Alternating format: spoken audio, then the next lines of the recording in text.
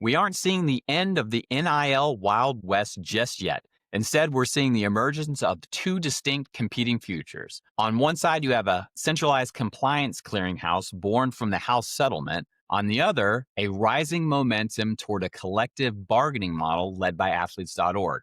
Here's a deeper look at the two tracks that are emerging. Track one, this is the College Sports Commission NILGo model. It's built on reporting, fair market value, and verifying a valid business purpose for NIL deals. It's an audit-heavy world where every deal has to prove its worth as a real marketing service. Every deal over $600 has to go through the clearinghouse. And to date, the College Sports Commission have rejected nearly 500 deals worth nearly $15 million collectively. Now let's dive into track two, the athletes.org collective bargaining agreement approach. Because the current model still leaves some pretty massive gaps, athlete.org is pushing a CBA that treats athletes as professional partners. This would likely abolish free market value restrictions in favor of negotiated service contracts, moving away from the patchwork of individual state laws and school-specific rules. It would also mandate agent certifications for those representing student athletes in NIL deals.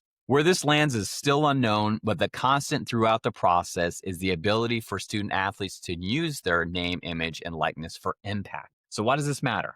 Because if we don't codify social impact and purpose into the very structure of college sports now, it will forever stay on the sidelines. At Win-Win, our NIL for Impact model isn't about opening another front on how NIL should be structured. It can work no matter where we land. Why? Well, if NILGo is auditing for valid business purpose, impact-driven content is your best evidence.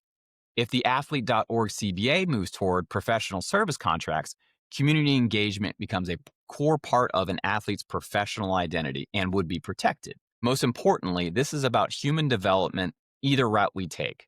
By embedding NILi into the business model, they're preparing for life after graduation by building real-world leadership and community equity. By integrating the win-win NIL for impact model into your NIL strategy, you turn a transaction into a transformation. So don't wait for the regulations to settle before you start building out your strategy. The future of this industry belongs to those who can prioritize impact.